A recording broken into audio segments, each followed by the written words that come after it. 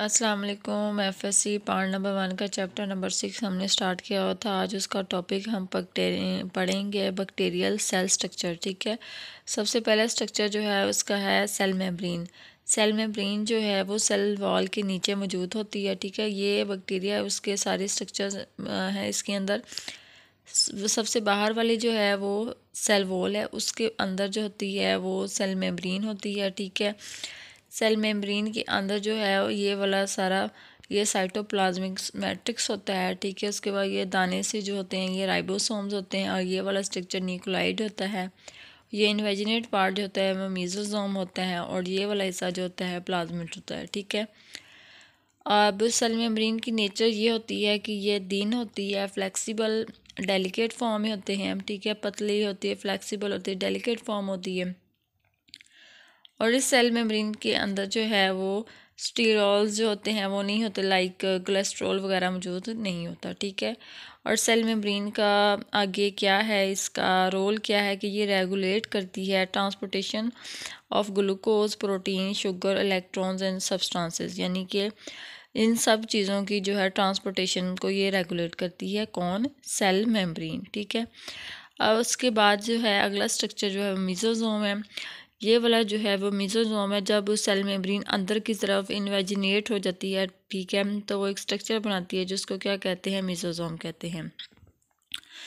The invaginate part of cell membrane into the cytoplasm is called mesosome. ठीक है, इसके बाद इसकी शेप जो होती है ये लेमिनला टाइप होते हैं, वेजिकल या ट्यूबुलर फॉर्म में होते हैं। ठीक है, इस तरह के। ठीक है, रोल इसका ये होता है कि ये सेल डिवीजन में, बैक्टीरिया की सेल डिवीजन में डीएनए रेप्लिकेशन और कंटेन्स ऑफ रेस्पिरेटरी एंजाइम्स पर मुश्तमिल होते हैं। कौन? मेसोसोम्स। ठीक है,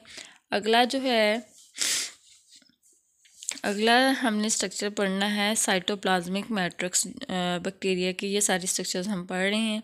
ठीक है, साइटोप्लाज्मिक मैट्रिक्स जो है ये इसकी पोजीशन ये होती है कि ये सेल मेम्ब्रेन और न्यूक्लियोइड के दरमियान जो है मौजूद होता है। जैसे कि मैंने आपको पीछे बताया था कि ये न्यूक्लियोइड और उसके दरमियान, सेल मेम्ब्रेन के दरमियान मौजूद होता है। इसके बाद इसका रोल ये होता है कि ये यूकैरियोटिक जो है यूकैरियोट साइटोप्लाज्म की तरह ये एक्ट करता है। और इसके बाद इसके अंदर नॉन मेम्ब्रेन बॉन्डेड ऑर्गेनेल्स जो होती हैं मौजूद होती हैं, जैसे कि राइबोसोम्स वगैरह जो दाने से होते हैं। इसके बाद इसमें एब्सेंट होते हैं मेम्ब्रेन बॉन्डेड ऑर्गेनेल्स और साइटोस्केलेटन। ठीक है, यानी कि मेम्ब्रेन बॉन्डेड यानी जिनके इर्द गिर्द मेम्ब्रेन होती है वो वाली ऑर्गेनेल्स, साइटोस्केलेटन वगैरह जो होते हैं वो एब्सेंट होते हैं इसके अंदर, साइटोप्लाज्मिक मैट्रिक्स के अंदर। इसके बाद राइबोसोम जो होते हैं वो प्लाज्मा मेम्ब्रेन के साथ जुड़े होते हैं। इनकी नेचर जो होती है साइटोप्लाज्मिक मैट्रिक्स की जो होती है जेल लाइक कंटेंसिटी रखते हैं। ठीक है, जेल लाइक मटेरियल होता है ये वाला जो मैंने आपको बताया था। ये अंदर वाला क्या है? ये साइटोप्लाज्मिक मैट्रिक्स ही है जिसके अंदर राइबोसोम्स में जो है जेल लाइक स्ट्रक्चर होता है। ठीक है, इसके बाद अगला जो है हमने पढ़ना है बैक्टीरिया का स्ट्रक्चर न्यूक्लियोइड। ठीक है, न्यूक्लियोइड ये वाला क्या है? न्यूक्लियोइड है। ठीक है, absent discrete chromosome and nuclear membrane as like eukaryotic cell. ठीक है, अब बैक्टीरिया के पास जो है वाज़े क्रोमोसोम और न्यूक्लियर मेम्ब्रेन जो होती है वो नहीं होती जैसे कि यूकैरियोटिक सेल के पास होती है। ठीक है, अब इस न्यूक्लियोइड की पोजीशन जो होती है वो साइटोप्लाज्म के सेंटर में मौजूद होती है। ठीक है, कहाँ पे मौजूद होती है? साइटोप्लाज्म के सेंटर में जो है वो मौजूद होती है। सही है, ये देखें।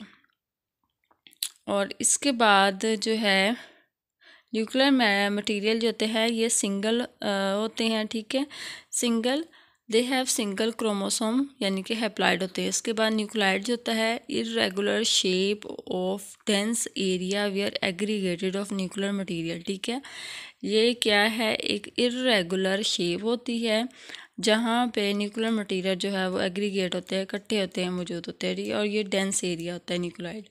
इसके बाद जो है हमने अगला स्ट्रक्चर बैक्टीरिया का पढ़ना है, उसको कहते हैं प्लाज्मिड। प्लाज्मिड जो होता है वो एक एडिशनल क्रोमोसोम होता है, वो सिंगल और circular and double stranded of DNA होता है। ठीक है, यानी कि इसको कहते हैं कि एक ये सिंगल होते हैं, सर्कुलर होते हैं, डबल स्ट्रैंडेड डीएनए होते हैं। इसके बाद रोल इनका ये होता है कि सेल्फ रेप्लिकेशन में खुद जो रेप्लिकेशन करते हैं उसमें नहीं शामिल होते हैं। इसके बाद has resistance gene against insect, heavy metals and drugs, heavy metals और इंसेक्ट्स वगैरह जो होते हैं उनके ख़िलाफ़ ये एक रेजिस्टेंस की जीन्स रखते हैं, यानी कि उनके ख़िलाफ़ मुज़ाहमत की जीन्स रखते हैं कौन, प्लाज्मिड। ठीक है। इसके बाद दुनिया भर में जेनेटिक इंजीनियरिंग और बायोटेक्नोलॉजी में जो है वो एज अ फैक्टर के तौर पर ये प्लाज्मिड जो है वो यूज़ हो रहा है ताकि अगली जनरेशन में ये मुंतकिल किया जा सके। ठीक है, ट्रांसफ़र करने के लिए।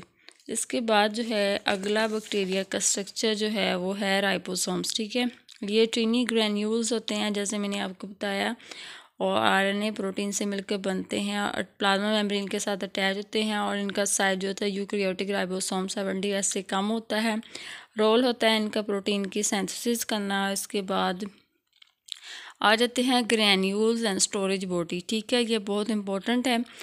अब ये उस वक्त बनते हैं बैक्टीरिया के अंदर जब जो है कम्पिटिटिव इन्वायरमेंट होता है और खुराक की जो है वो डेफिशिएंसी होती है, यानी कि during competing environment deficiency of nutrient, तब ये जो ग्रैन्यूल स्टोरेज बॉडीज होती है बनती है बैक्टीरिया के अंदर। स्टोर क्या करते हैं, स्टोर ऑफ न्यूट्रिएंट्स में सल्फ़र, फास्फोरस, ग्लाइकोजन, फैट्स वगैरह स्टोर करते हैं। वेस्ट मटेरियल जो है इनके पास जो होता है, store of waste material alcohol, acetic acid and lactic acid जो है वो स्टोर करते हैं। ठीक है, अगली जो है हमारे पास आ जाता है लास्ट जो है इसका बैक्टीरिया का स्ट्रक्चर जो है, ये स्पोर्स है, ये मेटाबॉलिकली डॉर्मेंट होते हैं। ठीक है, डॉर्मेंट स्टेज में होते हैं। और उसके बाद टाइप्स जो होती है एक्सोस्पोर, एंडोस्पोर्स होते हैं। एक्सोस्पोर्स होते हैं ये वेजिटेटिव सेल जो होता है उसके बाहर ये बनते हैं, और एंडोस्पोर जो होते हैं वेजिटेटिव सेल के अंदर बनते हैं। ठीक है, फॉर्मेशन जब उस वक्त होती है जब forms at the end of growth के आखिर पर ये जो बनते हैं। ठीक है, स्पोर्स आखिर पर ये बनते हैं, जब ये वो मर जाता है तब ये स्पोर्स बन जाते हैं। ठीक है, और इसके बाद रोल इसका ये है कि जर्मिनेट करते हैं और देन फिर वेजिटेटिव सेल दोबारा बना देते हैं स्पोर्स से, दोबारा फिर उगते हैं और वो जो है वेजिटेटिव सेल वो दोबारा बना देते हैं। इसके बाद सिस्ट लास्ट, ये dormant thick walled resistant structure होते हैं बैक्टीरिया के। ठीक है, यानी कि सोए हालत में होते हैं और बैक्टीरिया के स्ट्रक्चर को एग्जिस्टेंस देते हैं। ठीक है, बाहर वाले इन्वायरमेंट से।